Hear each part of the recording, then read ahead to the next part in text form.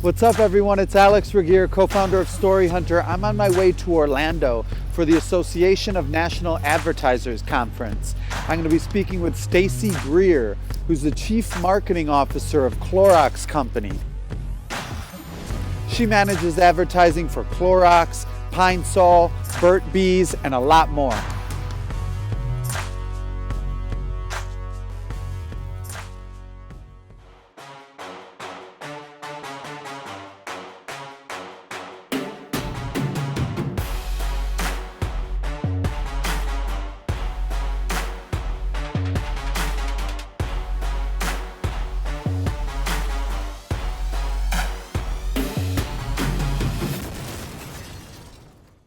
You're the first female CMO of Clorox Corporation. Yes, I am. I'm very pleased to say. I feel pretty honored by that. I feel like it's a lot of responsibility, but also I'm really proud and excited about it. Yeah, so what's, the world's changing. The world is changing. You have a lot of iconic brands, a few newcomers. Yep. How do you deal with all this change and the transition to digital? You know, we started our digital journey about 5 years ago. So we leaned, for our industry, pretty hard into digital. In fact, now over 50% of our spend is in digital, which is pretty unusual for CPG. Mm-hmm. And that's because we believe that you have to be where consumers are. Mm-hmm. So the way we deal with change is trying to be really human-centered about it. Like, where are people? What are they doing? And then how can we connect with them there? As opposed to thinking about digital as a channel, we just think about it as a way people humanly interact with brands. Yeah. So we find places that we can interact with people that feel authentic to us. Mm-hmm. And that's how we've kept on top of digital. Not by saying, what's the new hot thing? But by saying, how would this allow us to connect with people in a different, more relevant way? Yeah. And so how do you kind of think about what stories to tell or what types of content to create? I think that's a really good question. I think it starts with, we believe in human-centered, purpose-driven, technology-enabled brands. And so purpose is a big piece of what we are doing right now. Mm-hmm. We are lucky that we acquired a brand many years ago, 2009, called Burt's Bees. Oh, yeah. Which is our first purpose-driven brand. It is obviously such a compelling purpose-driven brand that we've learned so much about purpose from that brand. And it's really helped us bring it to the world. Yeah, it's kind of everywhere. That it's like on every Walgreens. It's everywhere, and it's special at the same time because it is so different than other brands. I mean, because it really didn't. There weren't a lot. Now there's a lot of beauty brands that are purpose. Mm-hmm. But if you think about when that brand was formed, there weren't a lot of purpose-driven brands, and there's such an authentic backstory to Burt and his creation of that brand. And it really having a powerful respect for nature. I mean, we're all about connecting people with the wisdom, power, and beauty of nature. And that's from how we use ingredients to how we use packaging. We are really integrated in the way we think about being sustainable and for nature. Mm-hmm. You have native ads, you have branded storytelling, you have YouTube, and we have Facebook, a lot of influencer marketing. I mean, we tell it in lots of different ways, and it depends on obviously where we exist. So we try to contextualize content. So, for example, last week for the UN Climate Change Summit, we did a piece of content with National Geographic that was all about let's black out nature to show you what it feels like when it's gone. How do you do that? Well, we had everyone post black. So all of our influencers posted black, National Geographic posted black, we posted black. Just a black screen. So that you could remember that the future of nature is not certain to us. And then we did a separate piece of content that was all about lightening it back up and giving people the opportunity to take a pledge to help nature, to which we donated money, but it was also giving people ways that they could do things for nature that is simple in their everyday lives. Mm-hmm. So as you shift your budget to 50% digital, how does the amount of content you need to create change? It's been amazing. So we've had to have someone who is a daily content creator in our business on Burt's Bees. Okay. So we went from all agencies doing it externally to a mix of internal and external, to also having one person who is publishing daily for Burt's. And how do you break that down? How do you decide what goes to your internal team and what goes to the agency? You know, there's not necessarily a formula to it. We think about where it's best created, both from a timely standpoint and from a resource standpoint. So if there's a daily piece of content we put out there, we're going to do it internally. We can do it fast. We can turn it around. It's very easy for us. We also have an internal agency who will do some work. So they do a lot of work on things like our packaging and some of our social. And then our agency, McGarry Bowen, is doing a lot of our big brand work that we then translate down into pieces of content that we put in digital. So it becomes an ecosystem. We try not to make it competitive. We try to make it much more of a seamless way that everybody's trying to create the same stories for people, but they're doing it in different ways so that they're more united. And we have brand people at the center of that who really ground that. Yeah, and so it's interesting, you have sort of this Burt's Bee, which sort of blew up, came out of nowhere for me, at least as a consumer. That's I'm like, interesting. where did this company come from? It's everywhere. Yes. Over the past, whatever, 5 years or so. And then you have the most household name of household names. We do. Pine Sol, Clorox. Yeah, we do. Liquid Plumber. And how does your content strategy change when you have a brand? It's very clear how Burt's Bee, you can tell stories about that. How do you tell stories about things that people already know? I'll just tell you an interesting one because I think it's interesting. Our Liquid Plumber brand. So obviously, I come from the agency side, and I actually worked on the Clorox's businesses on the agency side before I got into this role. And Liquid Plumber... That's the trick to getting the CMO role? Well, it was the trick to me getting this CMO role. I don't know if it's everybody's trick.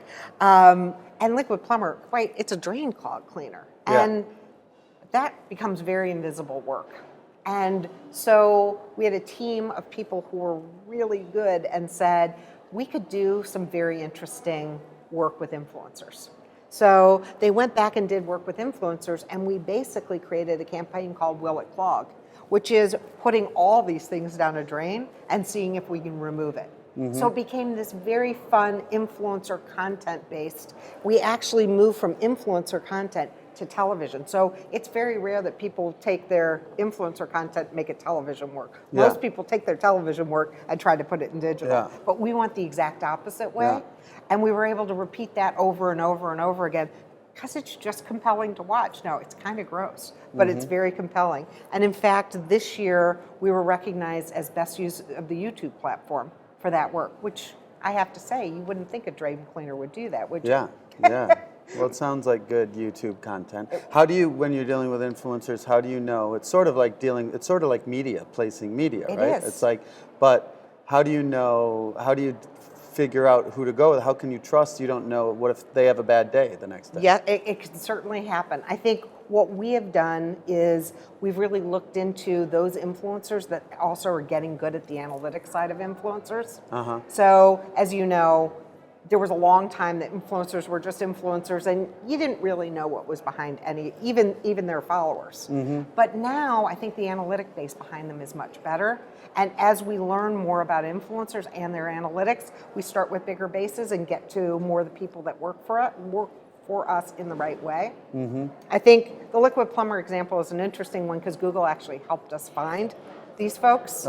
So we have a long-standing partnership with Google, and they've been a great partner to us. And one of the things they did was when they heard we want to do this, they were like, "We can hook you up with the right people." Yeah. So thinking about that, how do you think about the production value or the content quality? Because it sounds like that's really just testing things out. It's YouTube. So honestly, you have to be the quality that people expect in the context. So there are places people expect big, high production value content. No doubt about it. You're going to be on some big linear event that's a moment in time, an Oscar, a Super. You need a different level of production value. But people are very intuitive, and they know if you're going to respond in a daily way to something that's happening, you're not going out and doing that. You're literally responding to it. So people are much more open to you shooting something on a camera and bringing it to life for them because they understand the immediacy of it. I think Gone are the days that consumers don't understand production value. Like, they're making so much content, they get it. So I think it allows us a lot more flexibility when we think consumers understand the content itself and the context in which it exists. So they're going to let us do something really different on social than they're going to let us do on television. Yeah. And how about for your kind of protecting your brand? How do you kind of try to keep those safe holds? You know, I think the content of our brand is foremost. The how we produce it, again, I think people are pretty understanding. We did production for the Clorox brand that we took into movie theaters. It was amazing. The sound production was amazing. The film was amazing. And if you're going to put it up on a movie screen, it better be, right? That context says to people, this has got to be high production value. But I just don't think that people expect that everywhere, and I don't think it lowers the quality of your brand as long as you're being true to something. Now, I think if you do terrible content, it really harms your brand. If you don't think you know what's going on in the world, people recognize it. So I think much more what you are saying than just the production value. Thinking about that from a production perspective, that means that you need to either, when you shoot something or produce something, you need to be thinking about all the possible scenarios and times and moments and all the people who are out there, or you have to be producing it boom, boom, boom in the speed of. So I think the way we're thinking about it, we definitely feel like we're going to need probably 5 times the content we have today if we're going to really start this personalization journey. And I think what that's going to require is us to have a good ecosystem of content developers. So I think user-generated content is going to become a more important piece of that. We are still going to, of course, rely on external agencies to do some of that work. We continue to build our internal agency. So we have a strong internal agency, and they are really becoming a content machine. We're looking to publishers to help us and other partners. As we partner with other people, getting content from them. What that requires is probably the hardest part, which is you have to have such a strong core understanding of your brand and be able to evaluate all that content to hold it together. So that becomes really the hard skill, which is how do we sit at the center of all of that content and make sure it's coherent, it represents the brand, and it tells stories well. And that's not easy. Sounds like a media company. Well, in some ways, I think brands become media companies, right? We're sitting at the center of a lot of content on brands. And fundamentally, we've got to figure out what holds it together and how to be more flexible with it to let other people participate in it as well. Yeah, so you have to be producing 5 times more content today, or I think over the course of as we're personalizing, we are certainly producing way more content than we've ever produced before. I don't think that's going to stop. I only think that's going to accelerate. Because people want the story told to them. Right. I'll give you an example. So we launched a new wipe for Clorox, which you wouldn't think that would be a personalized content story, but it is. We took what we knew about people from our website, and that created a seed for people. So then we started to profile, okay, who looks like a Clorox user? Then we also looked at wipes users, so we took different data, and then we went to their. These are the disinfectant wipes. Correct. But we have a new one. Okay. And we wanted people to trade up to it. It's a more expensive, better one. And then we took where people were searching, and we crossed all that data. What that allowed us to do is we were able to make 35 different pieces of content. So if you were on a parenting site, you saw a wipe ad that was about kids' art projects. But if you were on a personal care site, it was all about a gross drain with hair, all this hair product in it. So we were able to personalize content to where you were by taking data to understand, like, these are the contexts that people would see this in. So that's what I mean by personalization. In that case, we were able to produce all of that 35 pieces of video content at the same time pretty efficiently. Yeah, so is that kind of a way that you defend against the competition as like one of these brands like Clorox or Pine Sol, where it seems like Walgreens, it's your client itself could be your competitor, you know? There is definitely a store brand piece of it. I think there are 2 pieces of it, right? Purpose really differentiates you from many of the what I would call more common brands in the world, whether they're store brands or competitors who are all about the functionality. Clorox has a really specific purpose. For example, they're all about creating a cleaner world where people thrive. And we do a lot of work to help people understand the value of clean in their lives. And that gives us a brand leadership posture that I don't think anybody competes with. And I think that is why most people turn to us when they think about cleaning, because we not only understand cleaning, we understand why you clean. Mm-hmm. And how in what way? How do we demonstrate that? Yeah. So if you looked at some of our content, you'd see that we are all about creating the environment for people to thrive. So we did an entire campaign that was about moments of first. So the first thing you do with a baby when you take it out of the mother is you clean it. The first thing somebody does before they have a meal is clean the table. We show the value of a love affair on clean sheets. Mm-hmm. That is really about why you clean, not how we clean, but why we clean. It's really about creating a place where it sets the stage for us to live our lives. And I think that kind of intuitive understanding is what people end up connecting with in terms of a story. We also do things like we have an entire project, it's called the What's Next Project, where we're going into the world and trying to create cleaner environments that help people in the world. So we worked with Humble Design as people come out of homeless shelters and don't have a place to live, and it's their first place to live, we go in and help them clean it. So it's a story about not cleaning products and their functionality, but what clean can mean to people and what it releases in terms of possibility. And that has just been an incredible, and we think, endless story for us. So it sounds like if you're seeing it from like the perspective of a filmmaker or a story hunter, storyteller out there, it sounds like they need to focus on the purpose or the why of the story and very much think about what platform it's going for. I think that's right. I think because people receive content different ways in different places at different times. I feel totally differently when I'm actively engaging in reading an article on a subject than when I'm laying back and flipping through and watching linear content that I might have gotten on, I don't know, Netflix or somewhere. It is just a very different way to engage in content. And if we don't recognize that, I think people focus much more on the platform and not what are people doing when they're interacting with this? What do they expect and how can we make that better for them? Yeah, what do you think about this whole kind of trend that's happening where some brands are actually sponsoring entire documentaries or films? I think that's terrific. I feel like however you want to tell your story that works for your consumer and creates a real connection is great. I mean, I think there are some really powerful films out there.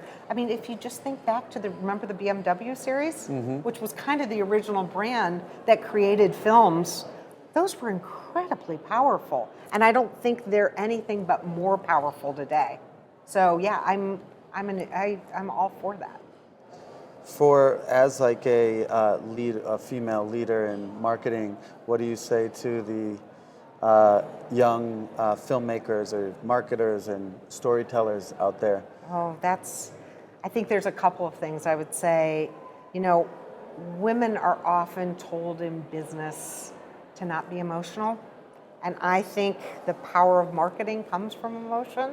So I would say many women have a lot of ability to access their emotional selves very well in the world. So I'd say lean into your emotion. Women often lean into their weaknesses and not their strengths. They spend a lot of time trying to fix what's wrong with them or what they think is wrong with them, and not enough time leaning into what makes them great and good in the world. So I'd say lean into what's already great about you. And I'd say lift other women up. So if you're making something portraying women in a way that lifts them up, will not only serve you well, but it really serves them well. It goes back to purpose. Like if we want to be women, we have to be for women. Sounds like you could say the same for men too. You absolutely could. And you could say the same thing for any individual who doesn't feel like they get treated like that. So I think we shy away from the fact that a lot of people don't feel included in the world for whatever reason. We say it's a woman thing, or there might be a group of people who don't feel included in the world for some reason. We as a company focus very much on inclusion and trying to make everyone feel like they can bring their best selves to it. So that's certainly true of women. And I work in our women's group. We have a group of women who lead women's activism within the company. We also have veterans, disabled, Hispanic, all kinds of people don't feel included. And I'd say that to almost everyone. Lean into your strengths, bring your best self to it, and really lift each other up, because we're just better when we do that. There's a lot of people giving advice here at ANA. Yes. What do you think are some of the talking points that people are making which you think are a little off? I think people want to talk about trends more than truths. So we spend a lot of time talking about what's hot, but not the truth behind what might be driving that. So we like to talk more on the surface, I think, as marketers, than the underlying currents of things. I think when we get down to the truth driving things, it's much more interesting.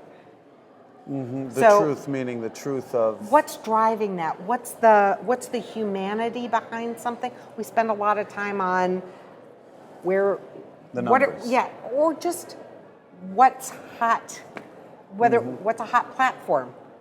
What's a hot topic? What's in vogue at the moment? But not what's creating the need for that. What are people really looking for? I think, for example, you start to look at a platform. Why did Instagram emerge? Because actually people want to absorb content in a different kind of way. We've had so much coming at us so fast that just be able to visually interact with something without all the other pieces of it, I think delighted people. And I think that came from feeling really overstimulated. And in some ways, we're now overstimulated on that platform as well. But I think that's what it came out of. Like, what's the truth that drives that, as opposed to what's hot? Yeah. I find that really interesting. Yeah, I do too. That's great. Thanks so much. Thank you. I appreciate your time.